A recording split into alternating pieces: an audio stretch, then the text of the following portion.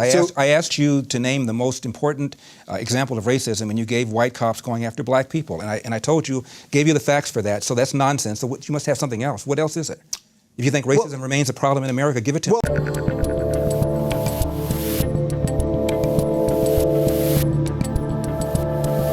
I guess this week is a lawyer, a writer, and host of the aptly named Larry Elder radio show. Larry, how's it going? Well, great, Dave. Thank you for having me. I appreciate it. Yeah, thanks for coming in. I've been trying to make this happen with you for a while. I've been dodging you forever. Caught up with me. I got you. You've been in this studio before, right? I have. I've guest hosted for Larry a couple times. Larry King, that is. Larry King. That's a Larry. The man, thing. yeah. He has a thing in his contract. For the full hour. Yeah, he can. He can only have people with the name Larry. That's right. Guest host for him, so that worked out for you. So there's a lot of stuff I want to talk about, and in the beginning of the show, I set up that I am a liberal, you're a conservative. My condolences. Maybe by the time this show is over, we can move you to the center a little bit. And maybe by the time the show's over, we can move you. That's not going to happen. That's not going to happen. But that's what it's all about. That's why I've wanted to have you on the show, because I find there are some people in the public space that I disagree with, but that I'd like to sit down and talk about some of the ideas. Right. And I consider you in that space. But before we get to the politics, I like the audience to know a little bit about the history of the people I'm talking about. So can you I know you were born in L.A. Right. Give me a little Larry Elder history to start. Born and raised in L.A. My dad was a janitor. He cleaned toilets. My dad was born in Athens, Georgia. Doesn't know who his mother is. Doesn't know who his father is, rather. My name Elder was the name of some dude who was in his life the longest. My father was kicked out of his house when he was 13 years old by his irresponsible grandmother and was on his own from that point on. My mom grew up on a farm, kind of aristocracy for a black woman. She owned the farm. They owned the farm. Anyway, my dad and my mom got together and moved to California in the 40s. I have two brothers. I am, as you mentioned, a lawyer. Born and raised in L.A. and went to college in the East Coast, law school in the Midwest, stayed in Ohio for about 17 years, came back to L.A. about 22 years ago, got into TV and radio, and I've been doing it ever since. There you go. All right, so now we got the meat of what you do.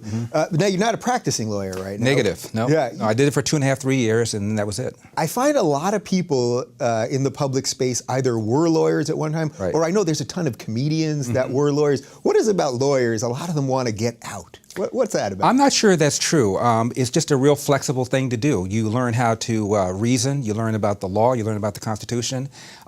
If you're a trial lawyer, you learn how to think on your feet, and it lends itself to doing other things. But most people I know who went to law school, at least the ones I went to law school with, stayed in the law. Yeah, so was that a perfect segue to get you to be someone that talks for a living, right? Like, instead of having to litigate it in a courtroom, you could litigate it on air and bounce back and forth with people. And that's right. Although most lawyers are not trial lawyers. It's kind of the image of most lawyers is that they're glib and fast. Most lawyers sit behind a desk and fill out papers. They're tax lawyers or constitutional lawyers or contract lawyers or something like that. Only about 10% of lawyers end up going to becoming litigators, and even a smaller number of those actually try cases. Yeah. All right. So now let's talk about conservatism. Let's do it. So I've mostly been calling out the left on my show because I consider myself part of the left. And I've seen the left sort of really go off the deep end to the left, and I haven't been happy about it. So I haven't talked that much about the right. I've had a couple people on the right. So first off, how would you define conservatism? What do you think that even means at this point? In America in 2016, what is a conservative? Well, I don't mind being called a conservative. I don't consider it to be a four-letter word, but I really call myself a libertarian. I believe in Article 1, Section 8 of the Constitution, which gives the federal government a small number of things to do, Dave. Mint money, put together an army, deal with the borders, a handful of other things. That's it. Welfare, health care, abortion, same-sex marriage, doctor-assisted suicide, all the social issues that the Supreme Court takes up, in my view, they shouldn't take up in the first place. That should be done on a state-by-state basis. That's what I think most conservatives believe as well. So I'm with you on a lot, and I definitely have some libertarian beliefs myself. I think most people are libertarian. They just don't know it. The Founding Fathers were libertarians. The Founding Fathers drafted a document that said our rights come from a power other than individuals, and government doesn't give us our rights. We give government our rights and power, and everything else should be left to the states and to individuals. So that's how the Constitution was started. That's how the country was started, and I think that's how most Americans really feel when they really think about it. I want to get this right, so I want to look at my notes for this. According to this, You are black. Is that correct? That is correct. That is correct. Okay. Not African American. That's not a term I like. How come you don't like the term African Ridiculous. American? I was born and raised in America. I've never been to Africa. Why am I an African American? Most of my people have been here longer than most of the other people in this room. Yet most people don't have a hyphen. I'm an Italian American, Greek American, Romanian American. It's an absurd term. It's a term that Jesse Jackson almost single-handedly crammed down the throats of our media. And after Jackson began to talk about why blacks should have some connection to Africa, all of a sudden, New York Times, LA Times, all of the media began using that expression. It's ridiculous. Yeah, I mean, I personally don't use the term African American that much because one time I had a guest on the show and I referred to her as African American. She said, well, I'm actually Jamaican. So, you know what I mean? So I guess that goes to your point. So, and I remember reading one time, Dave, somebody was given a description of some suspect who had done some crime, was running away, and he was described as an African American. How do you know where he was from? Could have been from Africa, could have been from Jamaica, could have been from Canada. So what do you make of that when someone like, because I know you really rail against Jesse Jackson and these guys on the left that use, and I want to talk a lot about identity politics. Okay. So the guys that use these phrases, what are they going for there? Well, what is the goal there? The goal is to tell black people that we're victims, that discrimination and racism remain major problems in America when in fact they don't. And they want black people to vote for the Democratic Party. The Democratic Party gets 95% of the black vote, and the reason they get it is because blacks are convinced that the number one issue facing the country right now is social justice, racist white cops, discrimination, systemic racism, microaggression, whatever new word they come up with, and it's a bunch of nonsense. The number one problem domestically facing this country is a breakdown of the family.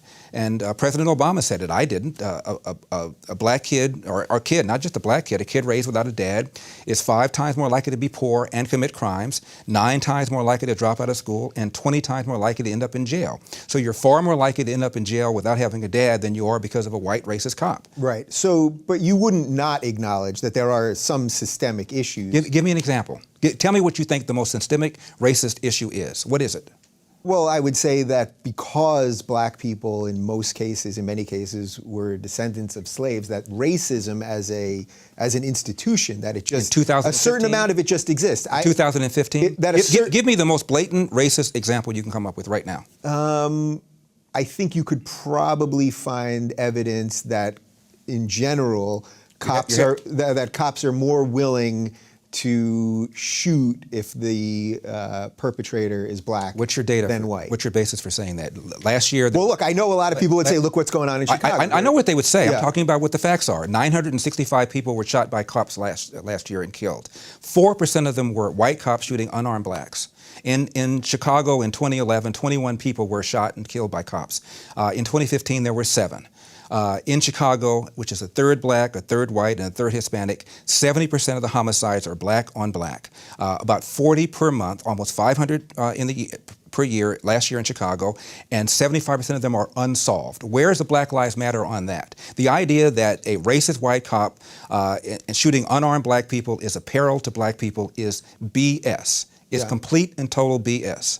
And the reason for these so-called activists saying this is the assumption that racism remains a major problem in America. The media, CNN, especially MSNBC, runs down whenever a black cop shoots somebody, and it's some march on Washington. It's ridiculous. Black people, half the homicides in this country are committed by and against black people. Last year there were 14,000 homicides. Not talking about suicides, I'm talking about homicides. Mm-hmm. Half of them were black, 96% of them black on black of that 7,000. Where's the Black Lives Matter people on that? So there's where you would say that this is purely because of social justice. This is purely because they want ultimately for people to be angry enough to just keep voting Democrat. That's right. And where's the evidence of a lack of social justice? When a black suspect is killed by a cop, believe me, the media is on it. People are watching it, and justice will, for the most part, occur. In Baltimore, where Freddie Gray was killed, Freddie Gray died in a van. I shouldn't say was killed. Died in a van. Yeah.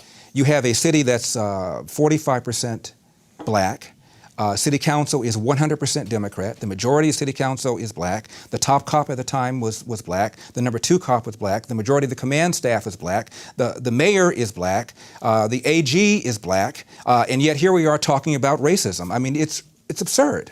Yeah. It's absurd. So it's funny, I find myself caught in between this a little bit as a liberal where I want to always try to defend the other. So in this case, the other being black people, I'm always sympathetic to that.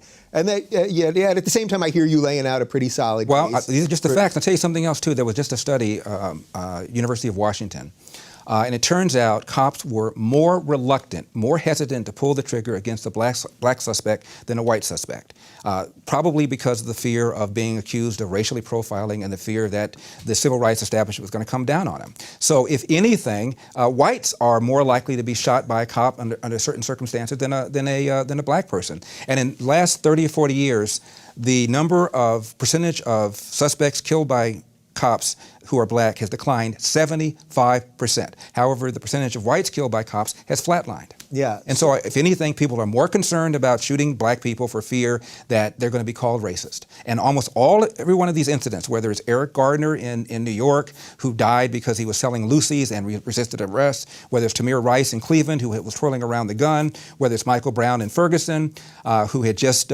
committed a strong-arm robbery, almost every one of these incidents involved somebody resisting arrest.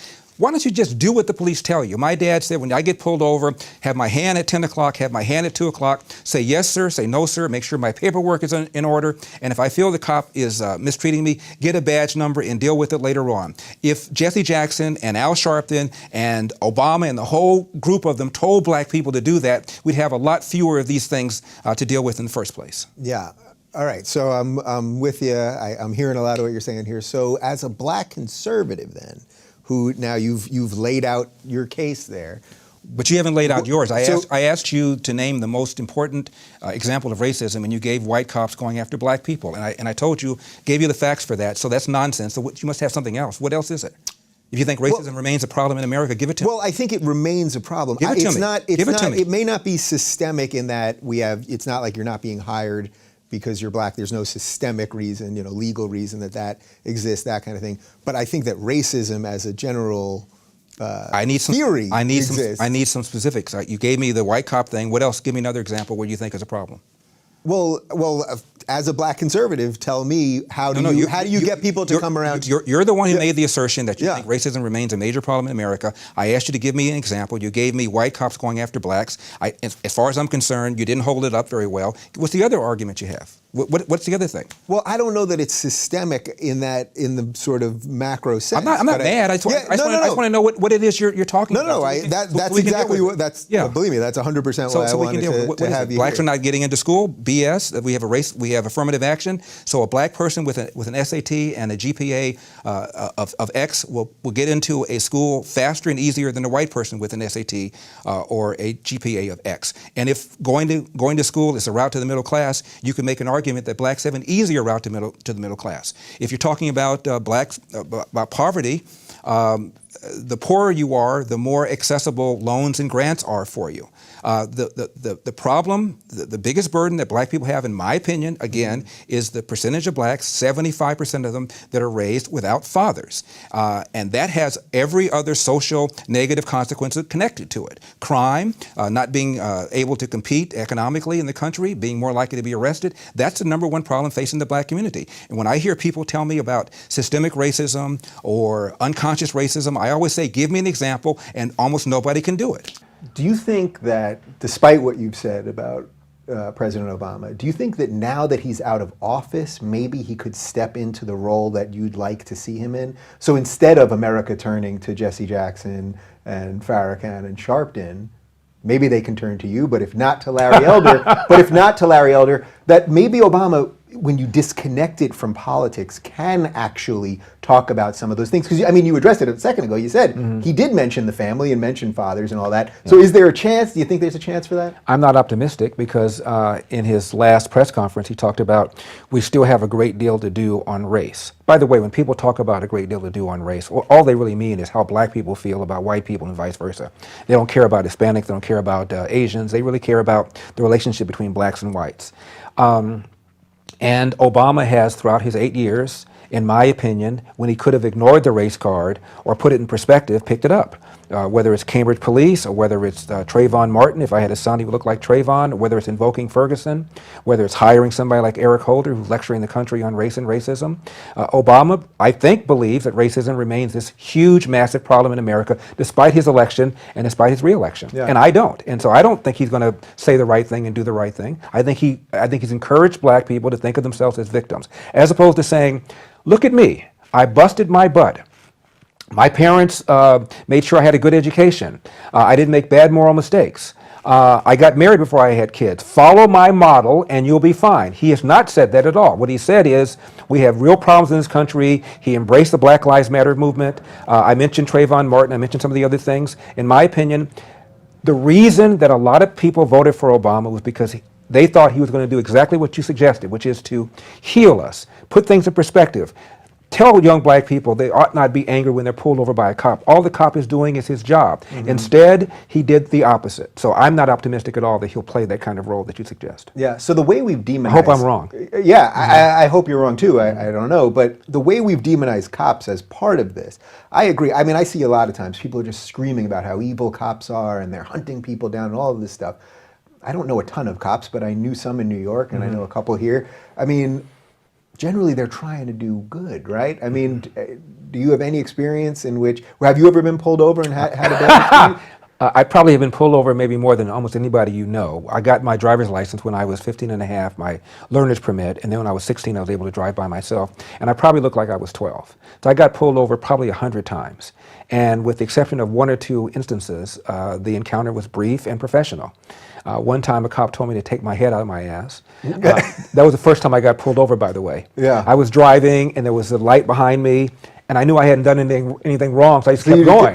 The guy pulled over and screamed at me and he goes, "Why didn't you pull over?" And I said what I said to you. "Well, officer, I didn't think I did anything wrong." And he said, "Whenever you see some lights behind you, you pull over. Get your head out of your ass." And he was right. I should have had my head out of my ass. The instances in which cops kill blacks has declined 75% in the last 45 years, according to the CDC, while the instances in which cops kill whites has pretty much flatlined. And so it's going down. It is very, very, very rare for the cops to kill anybody, let alone an unarmed black person. Of the 965 people that were killed by the police in 2015, less than 4% were white cops killing an unarmed black man. It is very rare. By contrast, 400 people were injured by lightning last year, but only 250 people were killed, black people were killed by police. So it's very, very rare. So how much of this, I know you talk about fake news and I want to get to that, but how much of this is because the media is complicit in all this? So for example, just this morning, I think the Oscar nominations were put out. I haven't even seen them yet, but apparently there are more minorities this time. I guess there are some more Latinos and Dev Patel and some more black people. Right. And you know, for the last couple of years, there's been this Oscars so white thing. To me, and I can only speak for myself, this is like your eye is just off the ball. You're just paying attention to the wrong thing, where it's nice to have people nominated for these things, but they're irrelevant in the scheme of what's important.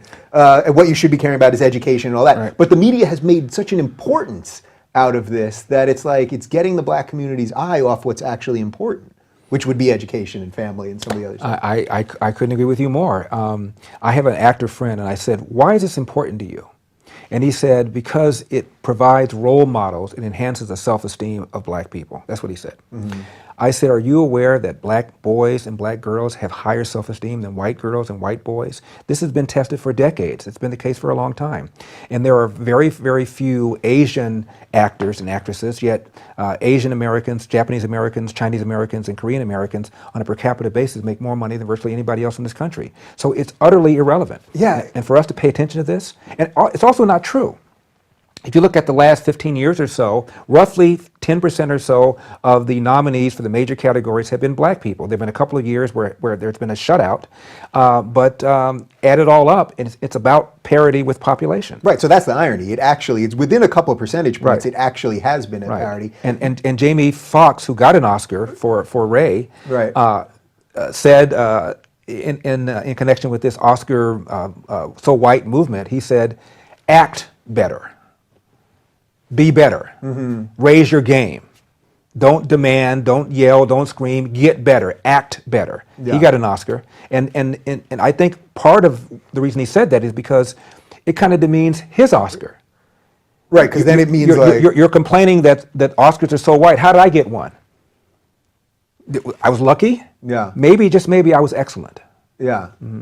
So do you think that at times visibility is important? So for example, I've had Jack A. Harry on here. She was the first black woman. I think she won for Best Supporting Actress in 227. I guess it's around 1989 or so. Mm-hmm. At that time, do you think that a certain amount of visibility may have been more important than it is now?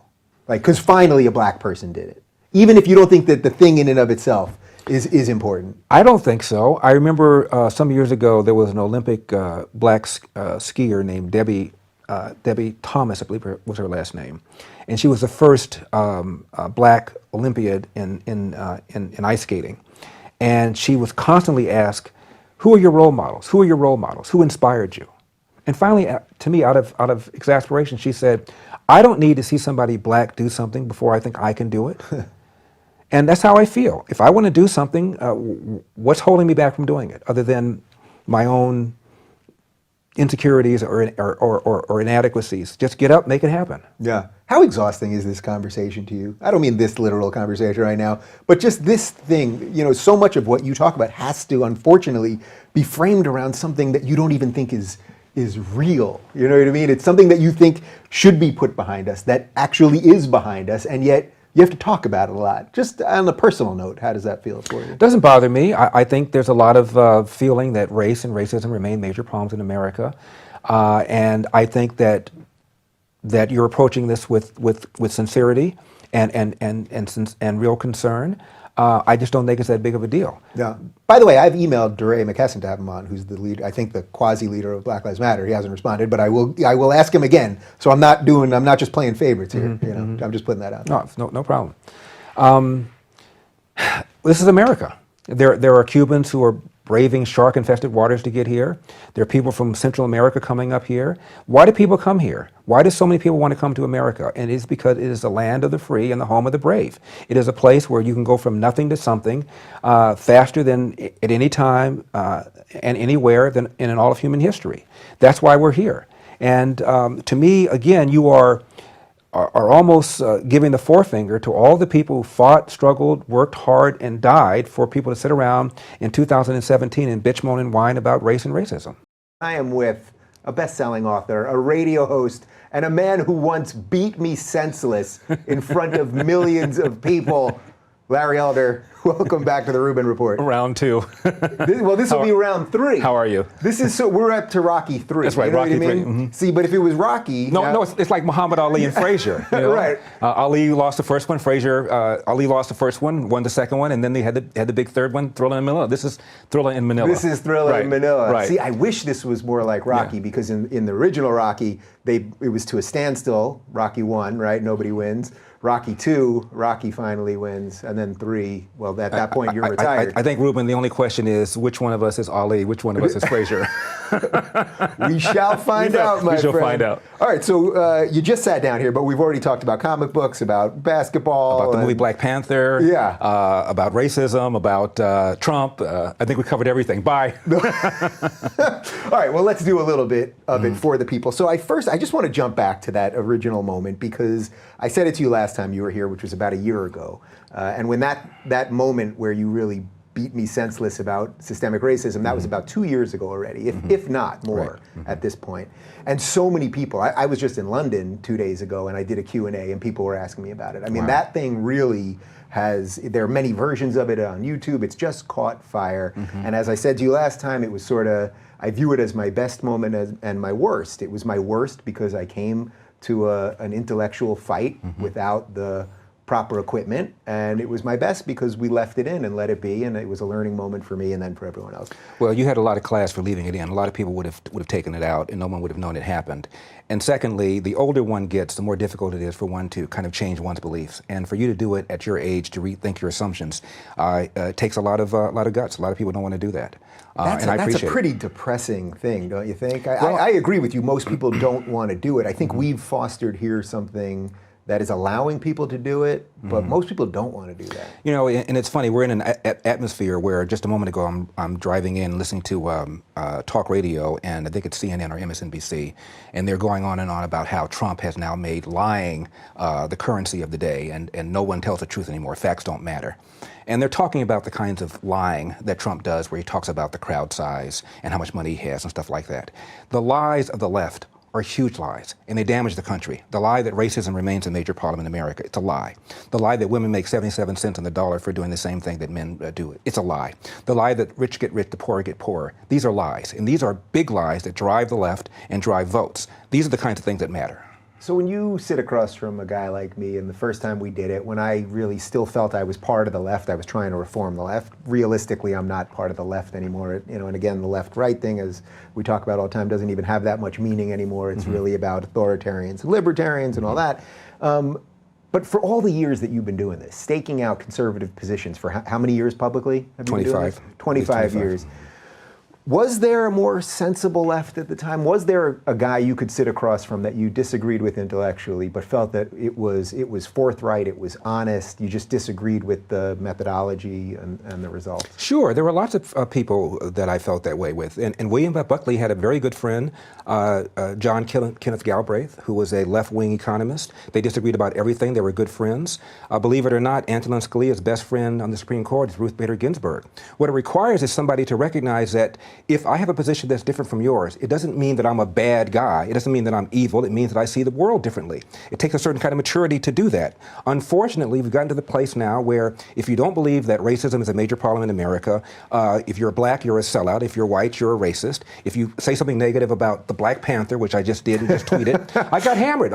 Some guy told me that, well, it's because it's a black person and a black director and a black hero, and therefore you don't like it. I mean, the star is a guy named Chadwick Boseman, and I was fortunate enough to be invited to see the premiere of 42. He was brilliant. I saw the movie 3 or 4 times. I like him so much. I saw him in a movie about Thurgood Marshall, which was a very good movie, probably not commercially successful, but it was a very good movie.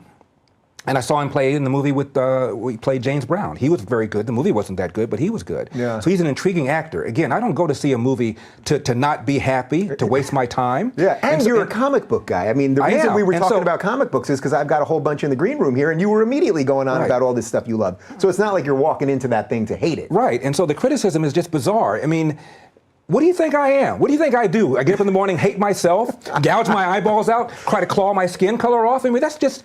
And Dave, I feel sorry for people like that. People have often asked me, does it make you mad? It doesn't. I feel sorry for you. If you are so trained, so indoctrinated to be that rabid against somebody who just has a different point of view, there's a problem with you, not with me. You did it. You decided to get in the game. I had people begging me, there's a gajillion people out there, like Fix California. No good people, decent people ever want to get in. What finally dragged you to do it? So many people like you approached me and said, why don't you do this? Dennis Prager first asked me, and I said, Dennis, hell no. And he said, why? And I said, California is practically ungovernable. We have 2/3 supermajority in the Senate, 2/3 supermajority in the Assembly, plus a left-wing governor. The environmentalists run this state. The teachers union dominate this state. It's almost ungovernable. Hell no. Dennis said, oh, okay, I understand. And then I got approached by a guy named Pastor Jack Hibbs, also a very good friend of mine. And he made the same argument Dennis did. And then a friend of mine named Lionel Chetwin, a longtime filmmaker, also made the same argument. And then just normal people that I know in my life, my gardener, the guy that drives me from time to time, the guy that opens the door when I come into my office buildings from time to time, people that I work with. And nobody said, well, Larry, geez, you have a great life. I mean, my goodness, you're starting to make money now, and you've got a long-time relationship with your girlfriend, Nina. Why jeopardize all that? And nobody's lived a perfect life, and I'm sure you haven't too. Why expose? And no one said that. I kept waiting for somebody I respect to say that. My mother and my father are no longer with us. My brother just died. He was my best friend. He died September 13, 2019, 2 weeks before his 70th birthday. And I know what he would have said. He would have said, go for it. That's just how he is.